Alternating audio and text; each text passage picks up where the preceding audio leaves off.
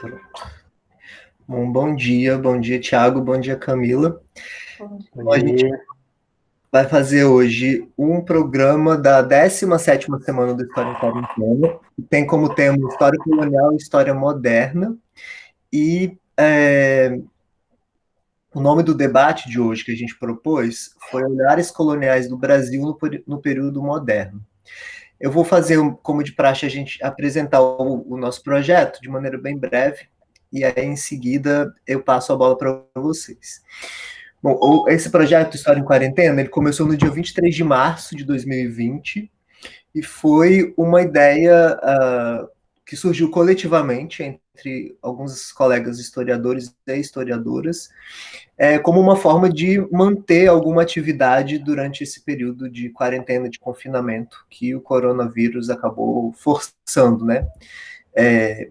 Embora nem sempre tenha funcionado dessa forma tão como deveria ser. E aí, durante essas 17 semanas até agora, a gente tem convidado vários especialistas, de não só da história, mas de várias áreas, e além de acadêmicos também, militantes políticos, artistas e outros profissionais, para debater temas os mais diversos, né? Então, a gente já teve debates sobre questões raciais, sobre autoritarismo, sobre artes, enfim, vários temas. E ao longo desse tempo a gente também vem variando os formatos de lives no Facebook, debates, entrevistas, para tentar mobilizar interesses diferentes também, inclusive no formato. O projeto ele é coordenado e organizado pela Melanie Tuloat, Natália Guerelos, Lucas Pedretti, Mariana Menezes Munhoz, Carlos Benítez Trinidad e eu, Paulo César Gomes. A ideia desse debate de hoje é fazer uma ponte entre as construções e representações do Brasil colonial e a memória e a ferida que deixou, que esse período deixou na sociedade brasileira contemporânea, né? Então, para isso, a gente organizou algumas questões que vão servir como guia. Aí, antes de começar, eu queria pedir, mudar um pouco o protocolo, a gente se apresenta. E aí eu vou pedir para que vocês se apresentem muito brevemente, assim, a formação, os principais temas de pesquisa. Você pode começar, Camila? Sim. Vocês estão me ouvindo bem? Sim. Sim. Meu nome é Camila Correa, eu sou atualmente professora substituta na Universidade Federal de Pernambuco. Eu concluí o meu doutorado no final de 2016 na USP e defendi uma tese sobre a campanha de canonização do padre jesuíta José de Anchieta durante o século XVII, focado principalmente na produção, na divulgação e na apropriação das biografias que foram produzidas sobre ele e tentando justamente fazer dialogar as dimensões religiosa e política da época moderna, né? Tanto aqui na América Portuguesa quanto na Europa.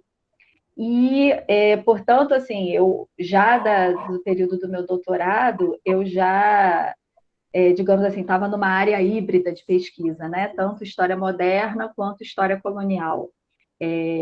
Desde o mestrado, na verdade, eu estou caminhando essa área que combina esses dois campos de investigação. E agora, na Universidade Federal de Pernambuco, enquanto professora substituta na área de ensino de história, o ensino de história também tem se tornado, nos últimos 2 anos, uma terceira área de atuação. É isso. Perfeito. Tiago. Bom dia. Quero primeiramente agradecer ao Paulo pelo convite, saudar a Camila. Prazer conhecê-la. Então, meu nome é Tiago Florencio, né? Eu sou professor vinculado ao Departamento de História da Universidade Regional do Cariri. Eu estou na área de História Afro-Brasileira e Indígena. Sou também professor da rede do Prof. História. E também estou vinculado ao programa de pós-graduação de letras da Universidade Regional do Cariri. Então, o meu mestrado foi em História Social da Cultura, lá na PUC-Rio, e eu estudei o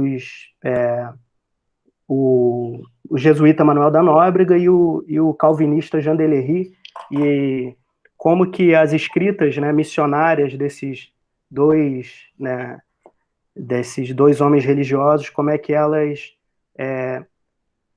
qual é a relação dessa escrita com a corporeidade indígena, né? E como que essa escrita missionária vai se revelando uma escrita colonial, né? Uma escrita de colonização que acaba se valendo do corpo indígena como, digamos, um papel em branco para a escrita da própria história da salvação desses, tanto do Nóbrega quanto do Jean Delery. Aí, meu mestrado foi nessa linha.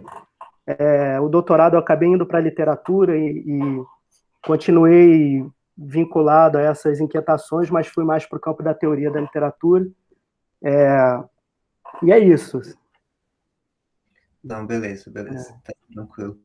Mas no doutorado, mas mesmo indo para a literatura, você estudou qual o tema, assim, No doutorado eu estudei eu estudei a questão da colonialidade, mas no campo da teoria literária, né? Enfim, e sim, eu coordeno o Núcleo de Estudos de Descolonização do Saber, que é um grupo de pesquisa que eu criei aqui no Cariri. Entendi, massa. Vamos começar as perguntas e depois a gente, quer dizer, que a gente estava conversando um pouco antes, né? Eu vou inserir um pouco essa questão da educação, do ensino de história, que eu acho que pode ser muito rica, assim. Então, assim, as questões, vocês comentem livremente, conversem entre vocês, assim, não precisa nem muita formalidade, é muito tranquilo, assim, uma conversa sem muito.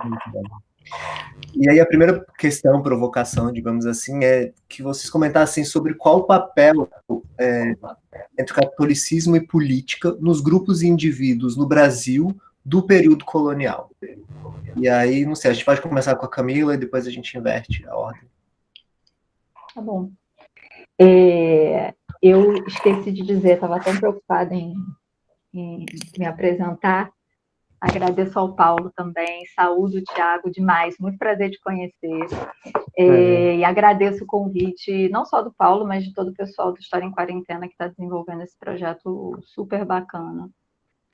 Enfim, falar da relação, né, porque eu estou entendendo assim, falar da relação entre religião, catolicismo, especificamente religião católica e política, no período colonial e na época moderna,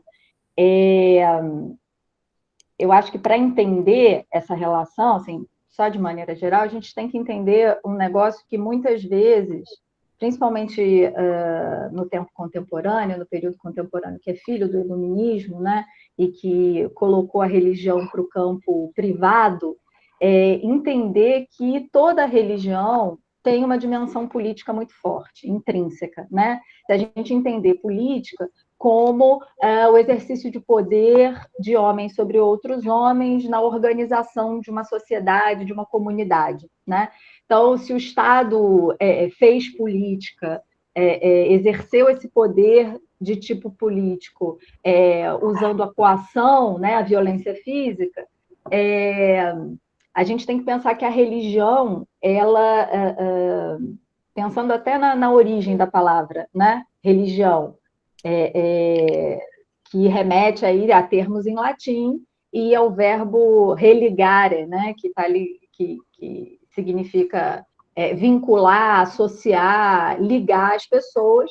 Então, a religião se trata, na verdade, de uma forma de organização de uma determinada comunidade, de um determinado grupo, e essa organização pressupõe uma governança, né, pressupõe um exercício de poder que não é um poder baseado na coação, na violência física, mas é baseado em ideias, né? Então, uma espécie de poder ideológico, ideias, conhecimentos, crenças, né? Ou seja, é um poder que se baseia em conhecimentos de caráter dogmático, que dão sentido para as pessoas daquela comunidade, para os crentes, dão sentido àquela organização.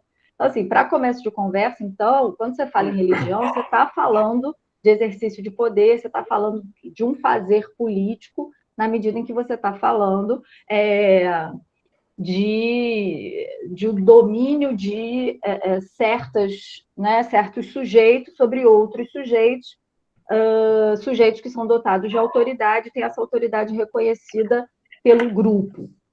Então, quando a gente fala, pensando aqui, né, na história colonial, na América Portuguesa, na expansão ultramarina, né, e tal, durante, pelo menos até os anos 70, 80, aí vamos colocar entre os anos 40, aqui na historiografia, falando em historiografia do Brasil, né? Mas também historiografia europeia. Pelo menos até os anos 70, quando a gente fala sobre isso, né, sobre a América colonial, sobre conquista, né, quando o termo conquista ainda era muito usado, e ainda é muito usado, infelizmente,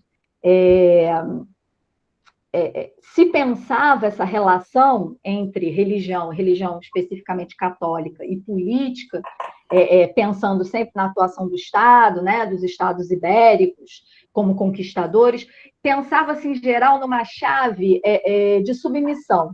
Né? Então, a igreja, e isso tem muito a ver com uma interpretação que é meio estruturalista, um pouco dura, até que tem um viés, de certa forma, marxista, e que pensa, portanto, a colonização como um grande projeto de expansão e exploração mercantil do poder das metrópoles europeias. Então, é isso. Né? Então, vem uma força, né? Vêm forças militares e políticas que tomam o território, e a igreja vem como uma ferramenta, um instrumento, um agente secundário que vem auxiliar nesse domínio, nessa conquista, na frente ideológica e cultural, né? Impondo a cultura cristã. Então, até os anos 70, 80, você tem esse olhar um pouco subserviente e portanto, de um catolicismo que é instrumental, e de uma igreja católica cujos os agentes atuam, né, sobretudo os missionários dos primeiros séculos da colônia, atuam, na verdade, como representantes dessa opressão. E aí, a partir dos anos 80, é que a coisa fica mais interessante, do meu ponto de vista. Né? Por quê? Porque a gente tem a história cultural, a partir da nova história, propondo uma problematização da própria ideia do fazer político, do processo de invasão, ocupação, colonização, o desenvolvimento da nova história política, que justamente vai complexificar essa ideia, né, do que é um fazer político, é um fazer institucional. Não, ele é um fazer que faz parte das dinâmicas sociais.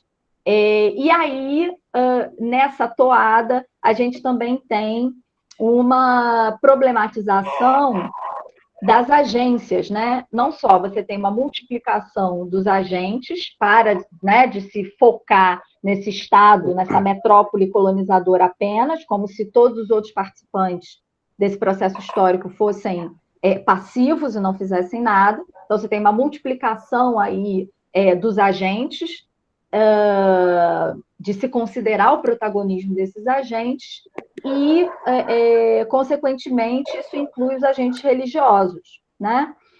E, por outro lado, começa a se investigar, entender e propor uma interpretação de caráter político para as práticas culturais, né? Inclusive da catequese, das religiosidades. Então, quando a gente fala em catolicismo, a gente pode, de certa maneira, estar falando da atuação da Igreja Católica, mas a gente está falando também dessas práticas culturais da crença, da fé.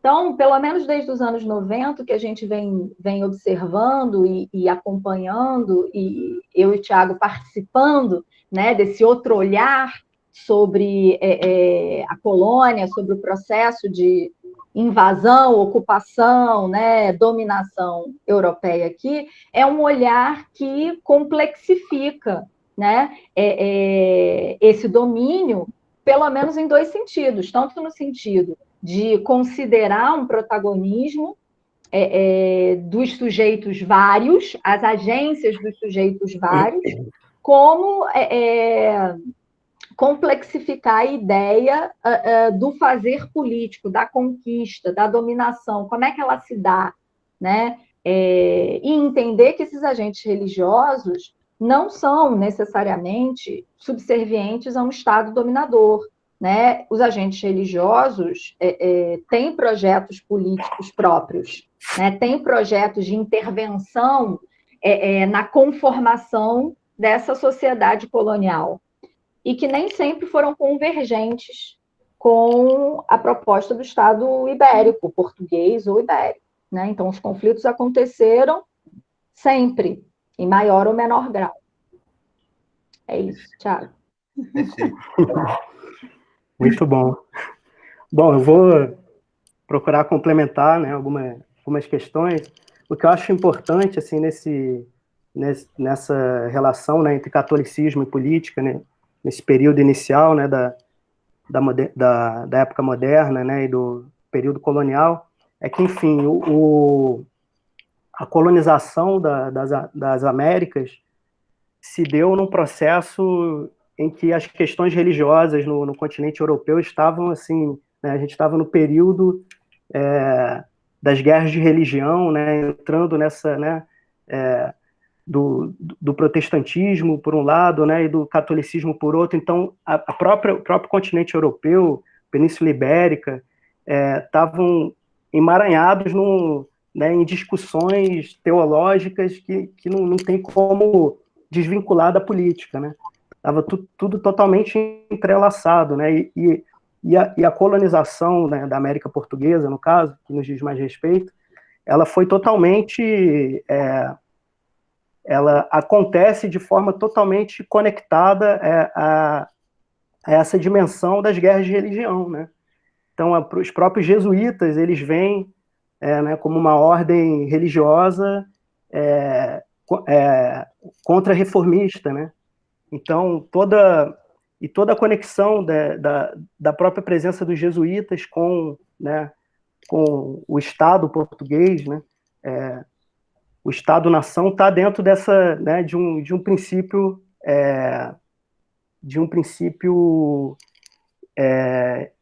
de conversão, né? É necessário converter o máximo de povos possíveis, convertê-los e congregá-los para a nossa fé, né? Então, esse princípio é um princípio totalmente religioso, digamos assim, mas numa conexão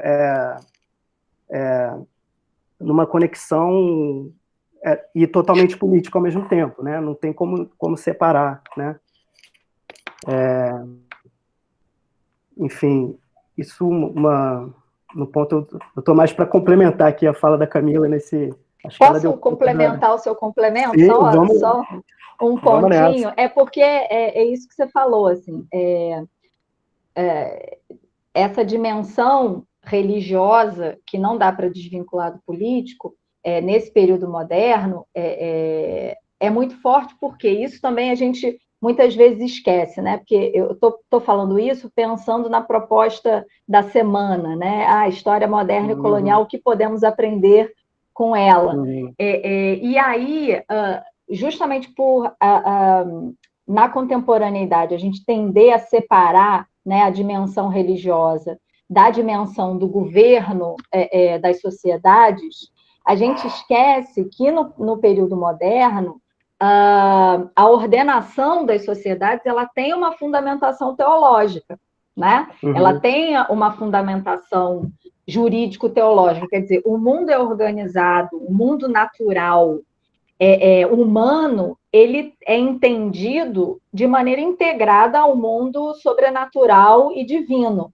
E isso se reflete na maneira como esses reinos europeus, esses estados europeus vão se organizar. Então, por exemplo, na expansão ultramarina, qual é o discurso? Por que a igreja se alia? porque ela precisa se fortalecer, sem a menor dúvida, foi isso que você falou, a gente está num contexto, sobretudo no século XVI, de guerras de religião, de enfraquecimento da Igreja enquanto instituição política e social central, né, na Europa, então é claro que é uma aliança para se fortalecer, e também para marcar o lugar dessa perspectiva sobre o mundo, ou seja, a perspectiva de que o funcionamento do mundo humano ele não pode desrespeitar os desígnios divinos, né? Então, por exemplo, nos textos os mais variados sobre a expansão, sobre a conquista das Américas e tal, aparece um dos argumentos que mais aparece, que justifica e legitima a conquista territorial e o domínio das gentes, né? O domínio dos nativos, é exatamente a evangelização, né? Então, é evangelizar os povos que legitima a conquista militar, territorial e política daqueles povos, né? Porque você vai estar garantindo a salvação espiritual daqueles povos, né? Então, é um ordenamento de mundo em que a lei divina ela ainda tem alguma preponderância sobre as leis humanas. E é um mundo que está começando a... estão se tentando colocar limites nesse sentido, mas o que a gente vê, pelo menos até o século XVIII, é que há uma influência muito grande, né, da orientação, do aconselhamento e mesmo das regras e das normas de caráter teológico sobre a organização das sociedades, seja aqui na América, seja na Europa. Então, essa desvinculação, né, que a gente fez século XIX para cá, em que a lei racional, laica, não faz sentido até o século XVIII, né? A gente, infelizmente, né, hoje estamos num movimento, né, de retorno, digamos, de um Estado teológico de direito. Enfim, que é preciso ter muito cuidado. Mas, assim, voltando a complementar a tua fala, também é muito interessante, em Paulo, como a questão política né, e religiosa estão entranhadas, né? Por exemplo, pegar o caso da França Antártica, né, na Baía da Guanabara, uma das principais questões que envolveu, digamos, o rompimento ali falando a partir do Jean Delery, né, que foi para a França Antártica para conviver com o Ville-Gagnon, né, mas que foi expulso da ilha de França Antártica por questões teológicas, né, porque ele, enfim, o Ville-Gagnon se ajoelhou na hora de rezar, supostamente o Ville-Gagnon seria protestante, e aí o Jean Delery teria ido com uma comitiva protestante para a França Antártica com esse propósito, mas aí eles viram o Ville-Gagnon se ajoelhando, e isso já um simples ato de se ajoelhar já demonstraria que o Ville-Gagnon era um católico, que não era protestante nada. Enfim, aí teve um rompimento ali, e se a gente for pensar, né, esse rompimento foi um rompimento político, se deu por uma questão, a nosso ver hoje em dia, banal, né, porque ele simplesmente se ajoelhou, e isso demonstraria, então, um sinal de devoção católica. Então, o que a Camila falou, né, de complexificar esse fazer político, né, que é uma historiografia que começa nos anos 80 a trazer essas complexificações, se dá nesse âmbito, né, nesse âmbito do estudo da liturgia, né, do estudo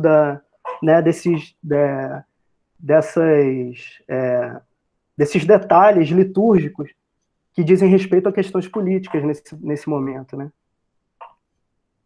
Entendi. Engraçado, eu me sinto estimulado, assim, pelos comentários de vocês, e aí partindo da minha posição, enfim, que não sou especialista nisso, né, enfim, nunca estudei a fundo a história colonial, a história moderna, nada desse tipo, mas trabalhando com a questão da divulgação de história, né, que, na minha perspectiva, é uma das possibilidades da história pública, e essa questão da divulgação é a possibilidade que mais me interessa nesse sentido, acaba, eu acho que é por conta da própria origem dessa prática, né, de divulgação, mais especificamente da história pública, que na Inglaterra, na Inglaterra, sobretudo, vem muito da questão da história oral, né, do Thompson, aquela coisa de ouvir os oprimidos, enfim, que teve uma importância muito grande em determinado momento, né, enfim. E que é um pouco diferente da lógica dos Estados Unidos, que tem muito mais uma relação com a profissionalização, né, do historiador, a possibilidade de profissionalizar, que não seja apenas a acadêmica e é como professor, né, mas também em movimento com museu, patrimônio, tudo isso. E, ao mesmo tempo, ouvindo vocês, eu fico observando que, talvez por essa origem dessa discussão da história pública, as discussões são muito centradas nas questões contemporâneas, na história contemporânea, sobretudo século XX para cá, né? Se vê muito pouco trabalho de divulgação, né, dentro dessa chave do 19 para trás, assim. E me parece muito importante que essas pessoas, vocês também, né, incluindo, que pesquisam isso, também venham para o debate público até para complexificar as questões, né? Para não parecer que o contemporâneo ele é totalmente dissociado no sentido, né, tipo, de que há realmente uma ruptura e que não existem determinados traços de permanência, ou até mesmo para compreender essa questão que eu acho fundamental das relações entre religião e política, né, que a gente aprendeu a entender como dois campos absolutamente autônomos, e que, se em determinado momento eles se autonomizaram, nunca foram totalmente separados, né, no sentido, quando a gente vai ver mesmo a história do século XX, né, no Brasil, Exato. por exemplo, a necessidade de ter o aval da igreja para várias questões, a crise que foi na época da ditadura, quando bispos começaram a criticar o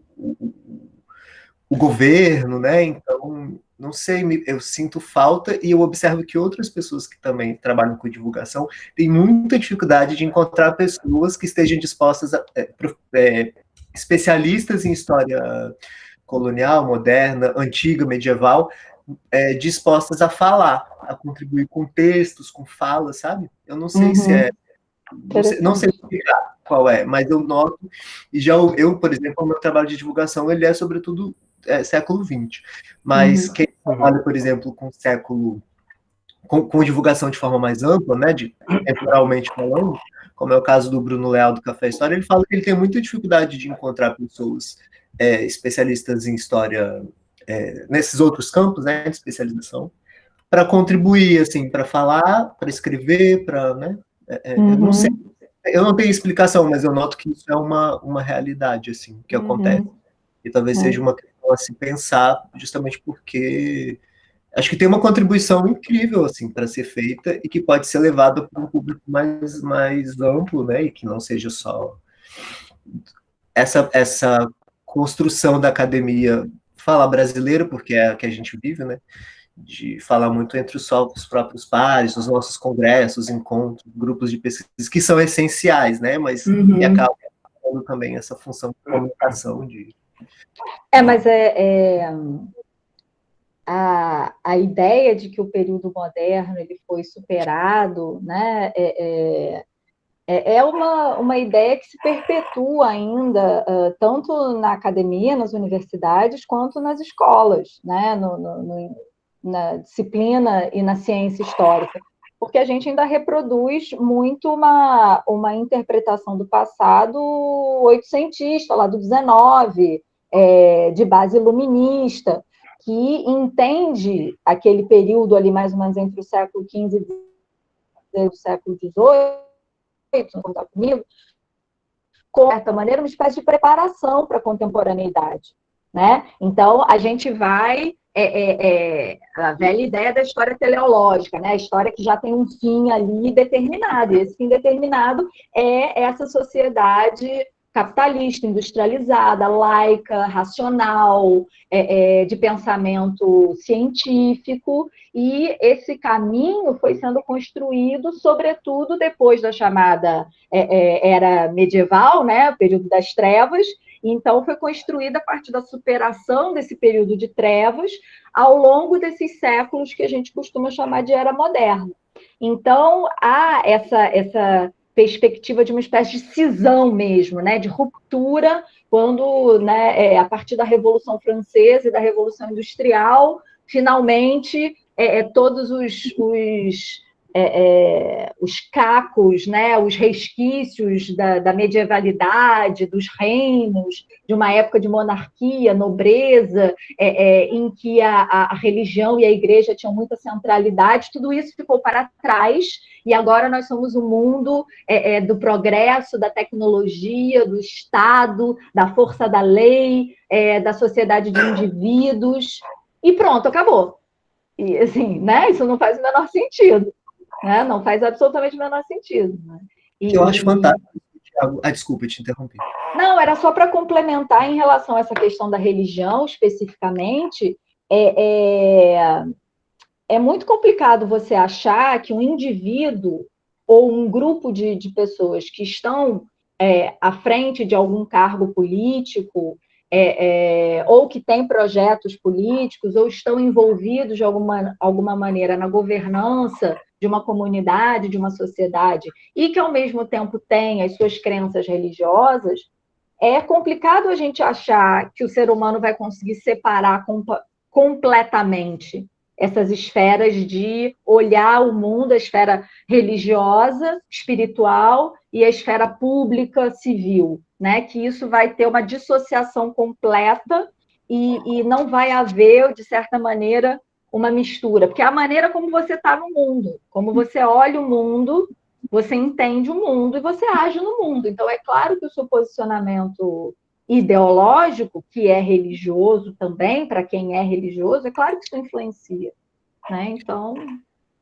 O que eu acho fantástico do que o Thiago estava colocando, e que isso me causa questionamentos, assim, né? Quando você fala, bom, novamente agora a gente tem religiosos, né? Aí já não, no caso não católicos, né? Ocupando postos-chave no governo atual. Hoje, esses dias saiu uma matéria, né? Dos ministérios, agora o da educação também, mas enfim, são líderes religiosos, né? E líderes mesmo, né? Pastores, enfim, dessas várias denominações evangélicas.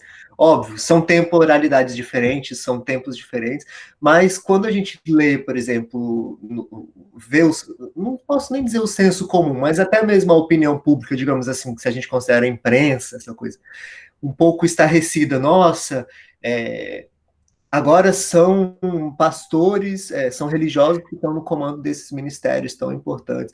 E aí talvez valesse uma reflexão histórica falando o quanto isso é realmente uma novidade, assim, né, na história. Então, na verdade, não é.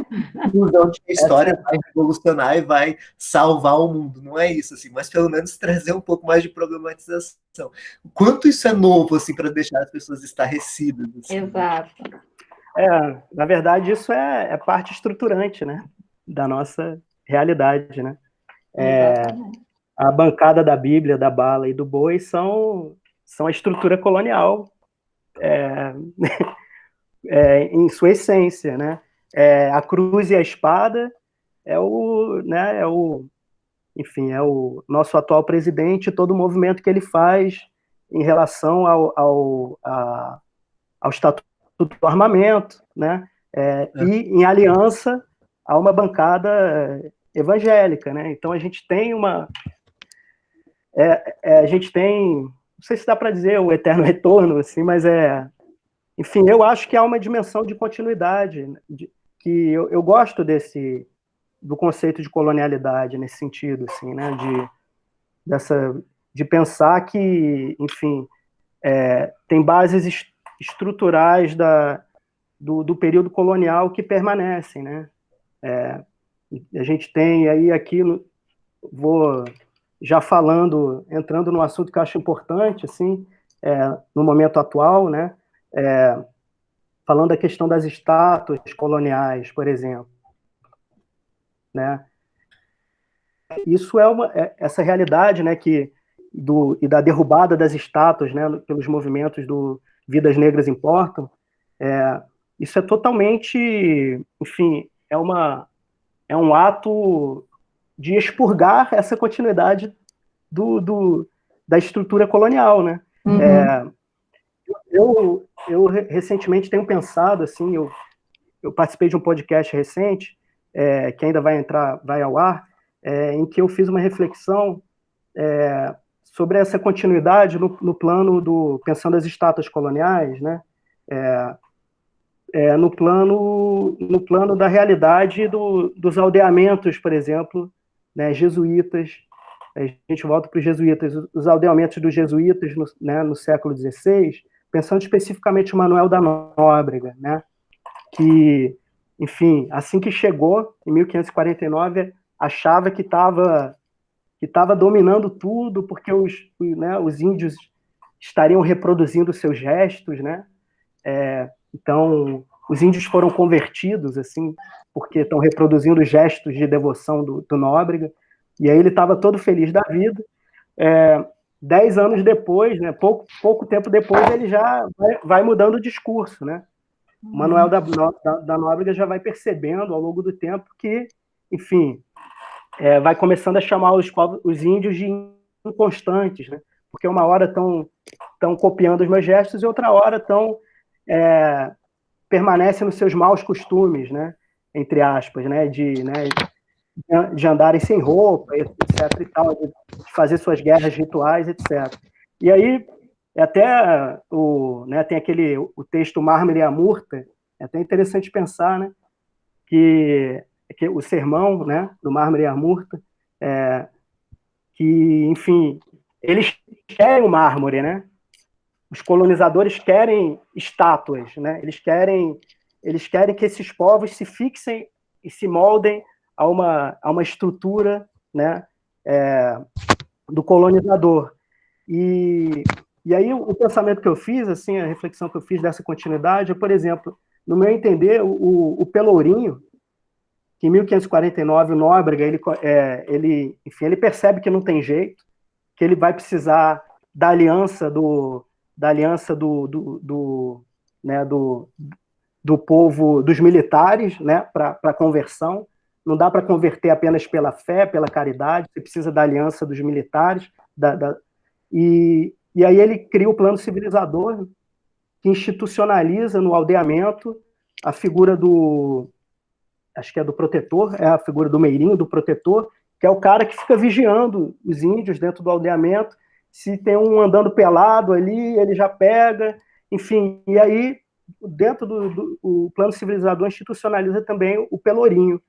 O que é o Pelourinho? No meu entender, o Pelourinho é o primeiro monumento público da América Portuguesa, assim, é um dos primeiros, né, que coloca no centro, né, digamos, da praça, do aldeamento, um monumento, que é um pau apenas, né, mas que é um monumento, que tem como intuito o quê? Controlar, vigiar, punir os corpos insurgentes, né? E aí, se a gente for pensar essas estátuas coloniais, né, construídas no século XIX e XX, essas estátuas coloniais, elas preservam esse mesmo intuito, só que na ordem do simbólico agora, né? Obviamente, essas estátuas não vão atualizar o castigo exemplar do Pelourinho, mas elas estão lá como, bom, não posso mais te castigar, a lei não me permite mais, mas eu posso trazer para a memória aquele que te castigou, né?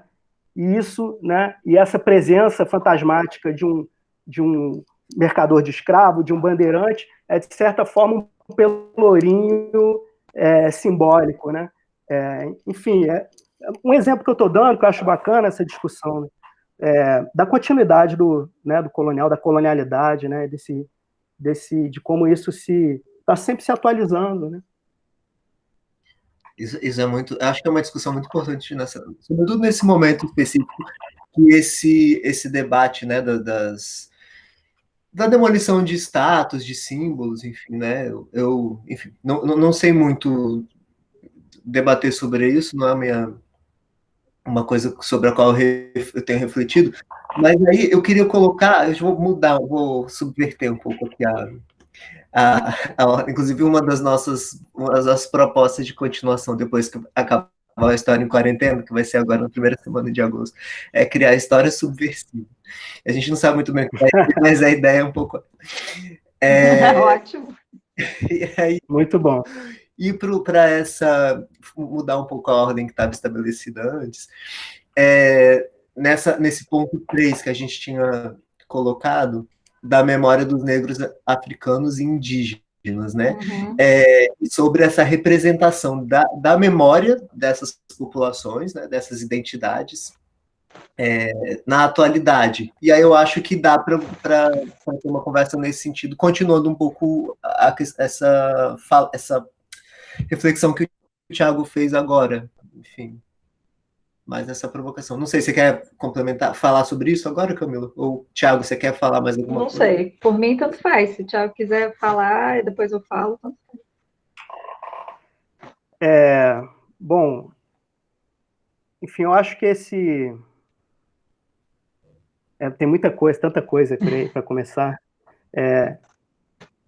Eu acho que esse debate das estátuas já é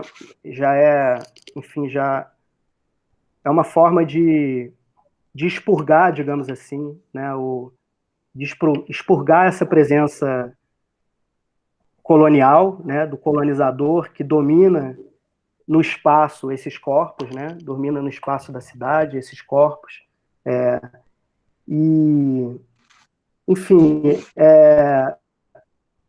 a gente vai falar de memórias negro-africanas, necessariamente a gente tem que ir lá para os movimentos negros, né, por como a historiografia no Brasil, a partir dos anos 80, num diálogo com os movimentos negros, né, vai ressignificando, né, essa dimensão da presença negra na nossa história, né, desde a questão específica, enfim, de uma história mais marxista, digamos assim, que acabava reduzindo o negro à condição de escravo, né, o colocava como escravo antes de ser um sujeito, né, enfim, como que essa historiografia, a partir dos anos 80, vai trazendo essas novas perspectivas. O que eu acho importante também em relação aos povos indígenas,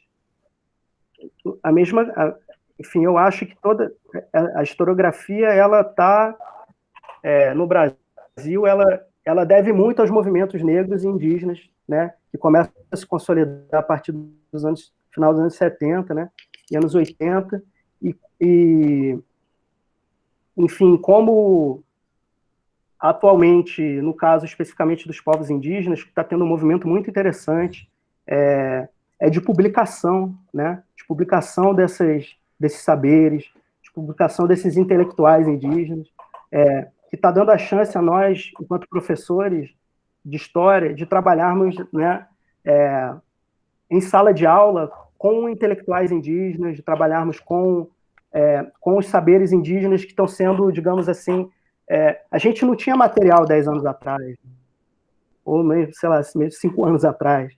Hoje em dia a gente tem, né, autores consagrados, como Ailton Krenak, como Davi Copenau, autores mais consagrados, e tem publicações, até separei uma aqui, como, por exemplo, de organizações e movimentos que estão, né, esses são os trucais aqui em Pernambuco, por exemplo, que, enfim, que contam a sua história, né, que contam a sua história. Opa, tá falhando? Voltou, mas se você não viu a publicação, a gente não viu. Ah, tá. Por exemplo, isso é uma publicação dos trucais, né, de Pernambuco, aqui do sertão de Pernambuco. Enfim, e como eles, vários povos indígenas têm feito suas publicações, né, escrito suas próprias histórias, né, e isso é um material muito rico para para a gente, para nós professores de história, usarmos em sala de aula, né? Para ver essas diferentes, como a história é vista de outro modo, né? Exatamente, diferentes perspectivas. Diferentes perspectivas, desde o Schopenhauer, como ele compreende, né? Como ele pretende pacificar os brancos, né? Essa inversão maravilhosa que ele faz, né? Num plano mais de uma discussão do campo, né? Do campo da antropologia aí e tal, mas, enfim, que pode ser usado na história também. Enfim, as discussões do Ailton Krenak, enfim, sobre temporalidade, ele tem umas discussões sobre teoria da história, muito, muito importante, muito interessante, que não dá para reduzir a história indígena ao nicho história indígena, que deve ser utilizado também como material para alargar o espectro do pensamento historiográfico, inclusive, do pensamento das temporalidades, né, dentro da história, da teoria da história. Enfim, que é tanta coisa, né, que a gente tem que escolher eu acho que nesse quesito resolvi dar esse enfoque às questões indígenas, né, que eu acho que no momento atual estão tendo um salto muito interessante, né, nesse sentido. Eu acho incrível isso, e ao mesmo tempo pode desvincular essa questão da configuração política, né? Porque eu percebo, embora nunca tenha estudado, mas eu vejo dois momentos, assim, na minha formação, que foi mais ou menos junto com a Camila, né?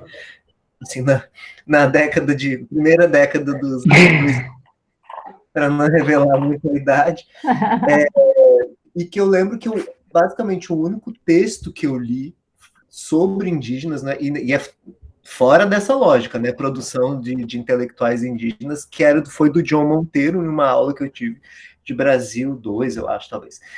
E foi a única coisa que eu li, o único contato que eu tive com alguma questão dessa discussão, porque o currículo era aquele, né, super quadrado, história antiga, moderna. Eurocêntrico.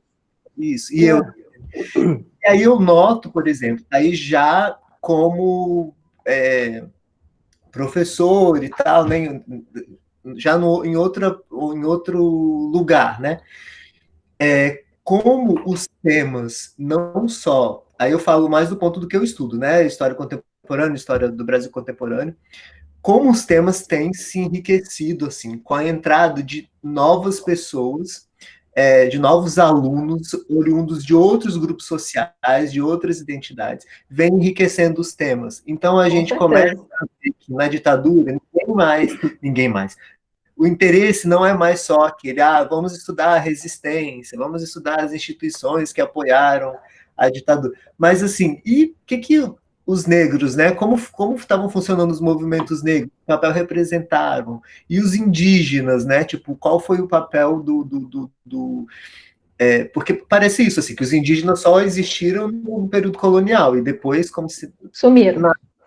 Desapareceram. Exato. E aí, muita gente estudando isso, inclusive um dos debates da semana que vem, que eu propus, que vai ser especificamente sobre ditadura, mas eu chamei professores de diferentes regiões do Brasil, excluir Rio, São Paulo e Minas, para falar da perspectiva da ditadura sobre esses lugares, porque com esse meu trabalho que, por exemplo, a perspectiva da ditadura no Pará não tem nada a ver com Rio, São Paulo e Minas, sabe? Essa questão da luta armada, esses clichês que a gente tem. É outra coisa, sabe? É projeto desenvolvimentista, grandes projetos, como se fala, das hidrelétricas, da destruição das florestas, das populações indígenas. É outra pegada, não tem nada a ver. Ao mesmo tempo, no Rio Grande do Sul, a questão são as fronteiras, né? Uma militarização maior ali para defender. Então, enfim, eu noto, voltando para o assunto, que não dá para desvincular também da política que houve de inserir, né, novas pessoas que não faziam parte desse universo acadêmico. Claro, com certeza. a multiplicidade dos sujeitos participantes, a diversidade colaborou inevitavelmente para a gente ter uma diversidade de perspectivas, de objetos de interesse, né? E isso só enriquece. E você vê, né? Como sempre a gente volta ao Certeau, ao Legoff, né? Quer dizer, as condições de produção da historiografia e do historiador, né? O presente refletindo sobre o passado. Desde o início do século XXI, com um contexto político brasileiro de um governo mais de esquerda, mais a favor da pluralidade, da diversidade, né? A pluralização do campo acadêmico, de certa maneira, e o fortalecimento e a conquista de espaço político por parte de movimentos sociais, é claro que isso se reflete na produção do saber. Né? É claro que a gente fica interessado em a gente por essas questões já perguntar onde essas questões no passado, se elas eram relevantes ou não, né? Então, mas eu queria fazer um comentário, sim, né? Fazendo diálogo sempre com o que o Thiago falou, em relação a essa questão da produção da memória, né? Por africanos, afrodescendentes, indígenas, pensar na memória que é produzida, nas memórias e nos saberes que são produzidos hoje e os que foram produzidos no período colonial. Porque Thiago bem chamou a atenção como, finalmente, e sobretudo do meu ponto de vista, né, no que diz respeito às memórias e aos saberes dos povos indígenas, esse é um movimento ainda mais recente, né, o espaço que os movimentos sociais indígenas vêm finalmente ganhando e, consequentemente, a produção dos seus saberes, das suas memórias e a divulgação de tudo isso. Em relação, por exemplo, ao movimento negro, que, com uma diferença mais ou menos aí, pelo menos de uma década, já tinha ganho algum espaço, digamos assim. E aí você para pensar, por exemplo, né, na produção de memórias e produção de discursos de caráter histórico no período colonial, né, que os jesuítas, em grande parte, foram responsáveis por produzir essas memórias até o século XVIII, memórias que tinham um caráter de história, né, mas obviamente não dentro do registro historiográfico que a gente fala hoje, crítico, enfim. E é muito interessante porque, claro, né, a gente espera, de certa maneira, por ser uma perspectiva de mundo muito eurocêntrica, que os indígenas e os negros, os africanos e afrodescendentes não têm um lugar, né, na produção dessa memória colonial. E, de fato, não tem. Né? Quando você tem indígenas falando, se posicionando, registrando algum posicionamento seu nesses textos produzidos tanto por jesuítas quanto por outros europeus, cronistas, viajantes, enfim. Eles são sempre, indígenas e africanos são sempre porta-vozes, na verdade, dos brancos, né? Do que interessava aos brancos dizer. Então, você tem pouquíssimas fontes coloniais em que você tem, de fato, alguma possibilidade, alguma probabilidade de ter registrado ali uma memória, um posicionamento, uma fala, de fato, de um indígena e que não tenha passado por esse filtro, né, do branco colonizador. Mas o curioso é que a historiografia, de novo, né, a nossa historiografia, até os anos 70, pelo menos, continua mantendo, né, à margem essas figuras, esses sujeitos, e, pior do que isso, eu penso, fazem uma leitura desses registros de caráter histórico, né, crônicas, histórias, cartas e tal, do período colonial, de uma maneira muito pouco problematizadora, muito pouco crítica, né? E aí eu cito como exemplo, cito como um exemplo clássico a obra do José Honório Rodrigues, né? A História da História do Brasil, em que você tem ali um levantamento documental muito grande, né? desses registros históricos de vários tipos, e uma interpretação muito literal, quase positivista dessas escritas, né? Como se, de fato, aquelas escritas sobre o passado, aquelas memórias escolhidas ali, refletissem ou se aproximassem muito do que aconteceu. Então, né, os indígenas, os africanos, eles não têm lugar. Piorando a situação, né, mais para provocar mesmo, é pensar que esse tipo de interpretação, em que essa memória católica, triunfante da colonização europeia, que associam a ideia de civilização à sociedade europeia, né? Essa memória que é predominantemente branca, hierarquizadora, enfim, ela continua presente nos livros didáticos de história do Brasil, hoje. Né? Isso é muito complicado, é muito sério. Né? Só assim, só para encerrar, porque já estou me alongando e deixar o Thiago falar também, só assim, de modo geral, a gente tem já uma presença, e eu estou falando dos livros didáticos que são mais distribuídos, né, pelo PNLD, né, o Programa Nacional do Livro Didático do Governo Federal. Você faz um levantamento e você vê que os livros de história distribuídos, por exemplo, para os alunos do ensino fundamental anos finais, né, o pessoal que cursa ali do 6º ao 9º ano, quando você vai pegar o período colonial, em geral, você agora tem um pouco mais espaço para falar de histórias, de memórias, de saberes africanos e afro-brasileiros, e isso, é claro, é fruto de muita batalha dos movimentos sociais e de governos passados que favoreceram, né, e fortaleceram a inclusão desses conhecimentos.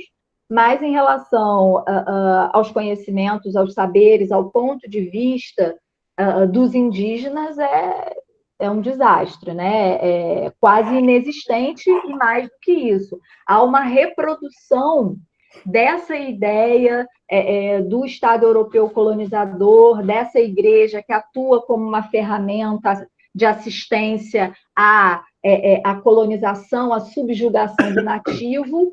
E o nativo, quando ele aparece, o indígena, quando ele aparece pontualmente como resistente, ou então como o que é aculturado, né? Ele é cristianizado, ele é europeizado e ok. Né? Então, assim, é muito complicado, porque a gente, na área da história escolar, né, do ensino de história, para milhões e milhões de crianças e adolescentes, a história colonial ainda, em grande medida, e não só no tema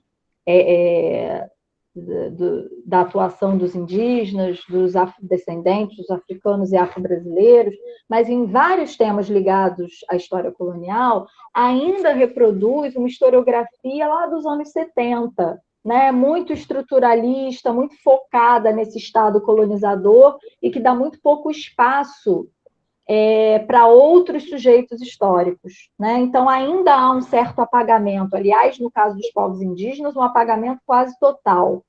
Isso é muito complicado, né? E tem efeitos e consequências muito perniciosas. E digo mais, para fechar mesmo com esse espaço que, pelo menos nos últimos 5 anos, a história da história dos povos africanos e afro-brasileiros e da cultura afro-brasileira vem ganhando, inclusive nos materiais didáticos, mesmo com esse espaço, repara-se que a perspectiva predominante ainda é da resistência. Né? Então, você dá espaço para esses sujeitos na sua resistência, mas não na sua produção própria, na sua criatividade, nos modos de ser e de viver que os africanos e os afro-brasileiros desenvolveram aqui, durante o período colonial. Né? Então, de fato, não tem um protagonismo, né? Uma agência completa, ainda há um movimento muito reativo ao protagonista principal, que continua sendo o europeu. Né? E o indígena, então, nem se fala, isso que você falou, ele aparece no século XVI, XVII no máximo, e vai aparecer de novo na Constituição de 88. Assim, né? São séculos em que não há indígenas no Brasil. Né? É isso.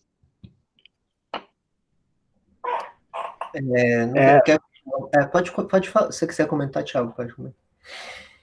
Comentar brevemente aqui, é isso mesmo, assim, que a Camila revelou, né? A gente, infelizmente, ainda no campo da educação, né? Principalmente dos livros didáticos e do ensino de história, ainda está muito preso. Estão me ouvindo? Sim. Parece que... Sim. Então, parece que congelou. Ainda está muito preso a esses paradigmas aí, né? Mas enfim, eu queria falar uma coisa, que eu estou com um projeto de pesquisa sobre os povos indígenas no Ceará colonial, que a gente está fazendo um site, que a gente está pegando as fontes coloniais e está pegando todas, assim, quem foram as lideranças indígenas, né, que são citadas nesses documentos, e está sistematizando essas lideranças indígenas, no primeiro momento, fazendo apenas isso, que para um primeiro momento, temos conhecimento, né, de quem foram, de que a colonização né, na América Portuguesa, ela não se deu por exclusividade do colonizador, né, no sentido da formação, a formação do Brasil não foi, né, exclusiva do colonizador. Os documentos foram escritos por eles, mas dá para nas entrelinhas dos documentos e reconstruindo essa história contrapelo, né? E mapeando essas lideranças indígenas, por exemplo, que foram fundamentais principalmente nos sertões, né? Fundamentais para tudo, né? Exatamente. Eram essas políticas de alianças que viabilizavam, né, o colonizador avançar, né? Exatamente, que muitas vezes eram os agentes religiosos que faziam a mediação, né, dessas pontes entre lideranças militares portuguesas e grupos nativos, né? Lideranças indígenas, exatamente. E esses documentos existem, aquilo, saber também olhar para esses documentos de uma forma que interessada em puxar esses agentes, esses atores, né, essas lideranças indígenas e, enfim, e vendo nos detalhes dos documentos isso, né? Isso é muito importante, por exemplo, como né, para o ensino de história, por exemplo, a gente saber quem quem são essas figuras, né? Dar nome a elas. A gente só sabe o nome dos colonizadores, né? Enfim, da existência, né? Da existência a elas, que parece que não existem. Exatamente, já é um primeiro passo, digamos assim, que facilita, né, para o estudante, né? Eu quero saber mais sobre a presença dos povos indígenas na nossa história. Por onde eu começo, né? Vamos tentar começar por aí, saber o nome deles, né?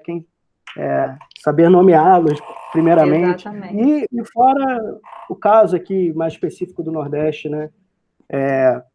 Documentos escritos por povos indígenas também, né? Cartas indígenas existem, né? Principalmente nesse período com a presença dos holandeses, né? Dessa sedição que teve, né? De política de aliança entre holandeses e portugueses, né? Enfim, tem essas cartas também escritas por povos indígenas. Das pouquíssimas fontes que tem. São documentos valiosíssimos que também não... Acaba que a gente encontra pouco nos livros didáticos também, né? Não. A meu ver. Não encontra. E só lembrei agora, Thiago, que você trabalhou muito com escritos do século XVI, Tem pesquisas que vêm sendo feitas nos últimos anos. Tem uma historiadora, inclusive, que é lá de São Paulo, mas acho que está atuando em Goiás agora, que é a Dora Schelar Corrêa, e ela propõe, eu achei a proposta fantástica, para trabalhar tanto na universidade quanto para trabalhar no ensino básico, que é pegar crônicas de estrangeiros, principalmente do século XVI, então pegar o Léry, pegar o André TV, pegar o Hans Staden, porque muitas vezes esses estrangeiros, esses viajantes, tiveram contato estreito durante um bom tempo com comunidades, sociedades indígenas. E descreveram, né? É claro que é um olhar europeu sobre esses povos, mas é interessante como ela vai mostrando como a gente pode ir aproveitando a fonte, como você falou, né? Encontrando indícios, por exemplo, né? Ela faz uma análise do texto do Hans Staden, né? 2 Viagens ao Brasil. Ela vai mostrando ali os indícios de como você pode perceber uma paisagem social composta e dinamizada pelos indígenas, né? Como eles circulam no território, como eles guerreiam, a lógica das guerras, como eles produzem, como eles se comunicam, enfim, uma série de elementos que vão mostrando como é um território ocupado, dinâmico, ativo, e como que os povos habitantes aqui se relacionavam. Tentando ir contra a ideia de que quando os portugueses, franceses, os europeus chegaram aqui, dominaram e subjugaram os nativos e ponto final. Não, né? Inclusive, ela lança a ideia que eu acho muito interessante de você pensar o século XVI numa outra perspectiva, não os indígenas sendo subjugados a uma lógica europeia, mas os europeus que chegam tendo que entender as dinâmicas nativas que já existiam e tendo que se associar, tendo que se integrar a essas dinâmicas nativas para poder começar um processo de ocupação, que é o que acontece, por exemplo, lá na guerra da Baía de Guanabara, dos franceses, da França Antártica, né, da Confederação dos Tamoios. Quer dizer, você tem uma rivalidade ali antiga, né, entre tupinambás e tupiniquins, e franceses e portugueses, eles não vão protagonizar, eles vão se integrar de alguma maneira àquele conflito, né? Exatamente. A gente já chegou mais ou menos 1 hora agora. Eu vou subverter de novo. Eu nem segui muito aqueles pontos, mas eu queria focar mais, assim, para a gente finalizar, na questão da educação, que vocês já começaram a tocar nisso, e que eu acho que talvez seja uma das questões mais importantes, no sentido de que, primeiro, os professores do ensino básico são quem de fato estão na linha de frente, no sentido de difundir, né, esse conhecimento que é produzido na academia, que enfim, por vários problemas administrativos, políticos, ideológicos também, muitas vezes não chegam, né? Enfim, esse abismo ainda existe, embora a minha percepção é de que tenha diminuído, tem uma tentativa de dialogar mais, né, entre universidades e escolas. Eu acho que o ensino de história nas universidades tem sido pensado de uma maneira mais consistente do que foi, por exemplo, há 10, 15 anos.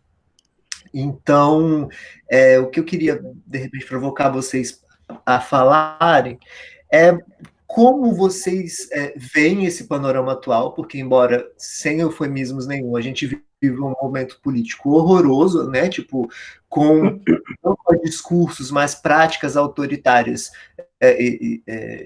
muito fortes, assim, né? E um pouco assustadoras, mas que houve portas que foram abertas, né, de inclusão das diversidades que compõem o Brasil, que não são fechadas assim de uma hora para outra, né, porque o movimento que começou dificilmente vai conseguir ser interditado assim de uma hora para outra.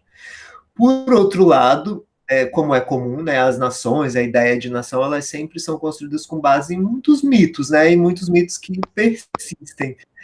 Eu imagino, por exemplo, a questão da democracia racial, o lusotropicalismo, todos esses mitos assim que aparentemente a academia já superou, mas que persistem no senso comum da população. Então eu queria ouvir de vocês um pouco como vocês observam essa situação hoje, assim, né, do diálogo entre a academia e o ensino básico, no sentido de como essas trocas de conhecimento estão sendo feitas, né, pensando também na escola como um lugar que se produz conhecimento, e como vocês veem, que propostas vocês teriam, assim, né, para que essas problematizações fossem chegassem a um público mais amplo, não só de alunos, né, que eu acho fundamental, mas também como sociedade. Como eu disse já em outro momento, não acho que a história vai salvar o Brasil, né? Eu acho isso uma utopia, mas eu acho que pode contribuir para trazer problemas, né? Fazer com que as pessoas se questionem mais do que muitas vezes é tido como natural, assim, né? Enfim, sobretudo quando a gente tem um governo que reforça uma série de mitos extremamente violentos e preconceituosos, enfim, e tudo isso de ruim que a gente sabe que a gente está vivendo atualmente no Brasil. Então é mais nesse sentido, assim. Para a gente encerrar, e aí também vocês já podem fazer colocações finais, se vocês quiserem, para a gente não se estender muito. Quer começar, Thiago? Pode ser. Bom, a gente já acabou já abordando algumas questões nesse sentido, né? É importante salientar, né, que essa evolução, né, referente à presença né, dos povos indígenas, dos negros, diz respeito, como já foi dito pela Camila, né, às políticas, né, aos movimentos sociais, às políticas públicas e especificamente às leis, né, 10.639 e 11.645, né, que tornaram obrigatório o ensino de história africana, afro-brasileira e indígena, né? E isso, né, todas as discussões que isso gerou, né, e gera ainda, tem sido também digamos, um elemento fundamental nessa evolução dessas discussões, né? Enfim, eu já tenho algum tempinho que eu estou fora do ensino, né? Eu dei aula no ensino básico, quase 10 anos, tem um tempo que eu estou fora, mas eu estou no Prof. História, né, lidando com professores, né, da rede, e eu estou atualmente com uma disciplina de ensino de História Indígena. E, assim, uma coisa que está na ementa, né, que é da ementa do Prof. História, e que eu acho que é fundamental, assim, é isso que eu já mencionei anteriormente, a produção de saberes indígenas, né? A produção, a produção de conceitos, né? Que esses novos autores indígenas, que esses intelectuais indígenas têm trazido e a gente tem que aprender com eles, né? Né, o que e aí não esses saberes não estão só em livros, né?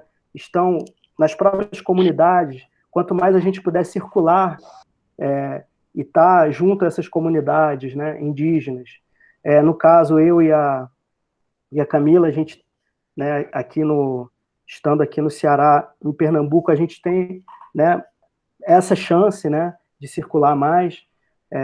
Existem diversas comunidades indígenas, né, por aqui, de trazer essas pessoas para enfim, para falar, né, para os estudantes.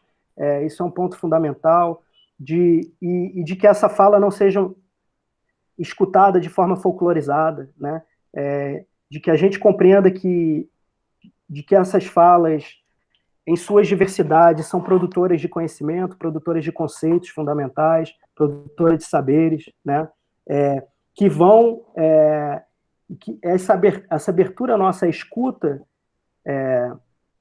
desses, né, intelectuais que não precisam publicar livros para serem considerados intelectuais ou mestres, né, é fundamental para que a gente, de fato, faça circular esses saberes e compreenda a dinâmica da história, né,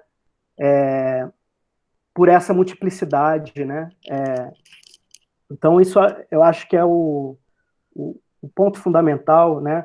Então, a gente também tem uma ferramenta muito boa hoje em dia, que é, por exemplo, o YouTube, né? Ou esse próprio o trabalho que, né, o História em Quarentena está fazendo, inclusive que vocês já fizeram, de entrevistar, né, o Edson Caiapó, que é o que eu recordo agora. Enfim, a fala dessas pessoas, né, devem ser usadas em sala de aula, né? Essas lives, essas entrevistas. No YouTube a gente encontra muita coisa dessas lideranças indígenas falando, né? Essas falas são produções de saberes e conceitos fundamentais para a gente, né? Então, acho que isso é o ponto central que eu vejo de como a gente pode atuar para, né, quebrar, né, essa estrutura enrijecida ainda do eurocentrismo, né? Abrir o canal de escuta, né, para essas lideranças, para esses intelectuais. Enfim, é isso. Eu acho fantástico mesmo, porque eu acho que é um movimento que tem que partir da gente, eu digo não da gente academia, da gente como país mesmo, né? De colocar o debate a partir do nosso lugar, né? Porque muitas vezes eu ouço críticas, por exemplo, à perspectiva eurocêntrica, mas numa perspectiva ainda muito subserviente, como se eles tivessem, como se os europeus que estão lá na academia produzindo, tivessem que fazer uma espécie de concessão para que a gente, não, agora, a partir de agora, a gente pode pensar a partir das nossas próprias cabeças. E eu acho que é um movimento que eu vejo acontecendo em vários lugares, de nós próprios colocarmos, não, agora é hora de... nós temos que produzir conhecimento a partir disso, né, incluindo pessoas. Só antes de passar a palavra para a Camila, que é uma preocupação que a gente está tendo na História em Quarentena, eu acho que até pela multiplicidade das pessoas que estão coordenando, assim, né, que são... Existe uma maior parte de pessoas que estudam período contemporâneo, mas existem pessoas com formações diversas, de países diferentes, tem europeus, inclusive, mas, por exemplo, de pensar a inclusão de outros saberes, não no sentido romântico, como você falou, né, folclorizado, vamos chamar um índio aqui para... Aquela coisa meio, como é que fala? Mulata Sargentelli, né? Vamos ver como é o Carnaval do Rio. Mas para realmente buscar uma troca de conhecimento mesmo, né? E eu acho que a história, ela não só costuma tratar do passado, mas é uma disciplina ainda muito conservadora, né? No sentido, nesse sentido, extremamente, de muito da disciplina fechada, e não, então não se pode dialogar com antropólogos, não sei o quê. E a gente tem tentado quebrar isso em dois sentidos. Primeiro, trazer pessoas, por exemplo, semana passada teve uma liderança do MST que falou sobre questões ambientais, teve a semana de questões indígenas, porque o Carlos, que é um dos que coordena com a gente, ele estudou as questões indígenas no período da ditadura. Então, trazer lideranças indígenas, trazer lideranças do movimento negro para falar, mas não no sentido esse, assim, de uma separação. Bom, nós estamos falando da academia, vocês são os militantes, como se não pudesse haver uma convergência, assim, um diálogo de fato. E, além disso, o que eu observo, o incômodo de algumas pessoas que são identificadas como dos movimentos identitários, por exemplo, como se homossexuais só pudessem falar sobre a questão LGBT, como se negros só pudessem falar sobre questões raciais. Que aí eu acho que já é um outro passo, né? Que é também, essas pessoas não precisam estar sempre falando a partir dessa identidade que elas ocupam, né? Que é um dos problemas que eu tenho com essa questão do lugar de fala, que é importante, desde que ela não seja... que ela não censure, né? Exato.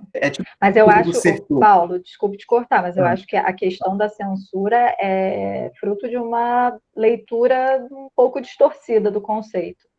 Sim, eu acho também. Mas eu acho que ela acaba gerando também essa possibilidade no sentido de inclusive o contrário, né? pessoas negras ou indígenas ou LGBTs, enfim, que se associam a uma determinada identidade étnico-cultural, censurarem pessoas que não compartilham dessa identidade, de poderem falar, de poderem pesquisar, de poderem refletir, né? Como se necessariamente a sua experiência identitária, pessoal, social e pública limitasse os teus objetos de interesse, as tuas possibilidades de investigação, de reflexão, né? Isso eu acho que no lugar de fala, porque também essa questão do lugar de fala que já foi colocado pelo Sertor lá, talvez em outros termos, mas que não seja uma impossibilidade, mas um esclarecimento. Bom, exato. eu estou falando a partir desse ponto, né, de um homem gay que mora no Rio de Janeiro, essa experiência também conforma a minha visão, mas isso também não me impede que eu possa pesquisar. Nem invalida, né? Nem invalida. Né? Isso. Então, isso é... Mas fala, Camila. Não, em relação na verdade, completando um pouco o que o Thiago falou, eu acho que a relação universidade-escola, na questão do ensino de história colonial, por exemplo, mas no ensino de história de maneira geral, eu acho que pode ser um diálogo mais aprofundado, mais proveitoso. Já tem iniciativas muito importantes, eu acho que essas iniciativas têm que se aprofundar. Por exemplo, o PIBID, né, o Residência Pedagógica, que são programas do governo federal que precisam, na verdade, ser ampliados, porque, ao fim e ao cabo, a gente precisa investir em formação de professores, tá? Eu acho isso. Justamente para a gente poder ter uma sociedade mais esclarecida, uma sociedade que tenha um pensamento sobre o passado mais sofisticado, mais crítico, que teses como a democracia racial, de fato, sejam abandonadas, que sejam... Enfim, então a gente precisa investir em formação de professores. Começa por aí. Investir em programas, investir na disponibilidade, na disponibilização dos próprios professores universitários e pesquisadores em aprofundarem essa relação, que infelizmente muitos ainda não têm, mas você tem excelentes exemplos aí pelo Brasil inteiro de laboratórios de ensino de história que promovem, né, cursos de formação continuada, que promovem uma complementação à formação inicial dos licenciandos, fazendo parcerias com escolas. Então, isso é fundamental, né? E no que tange, particularmente, a história colonial,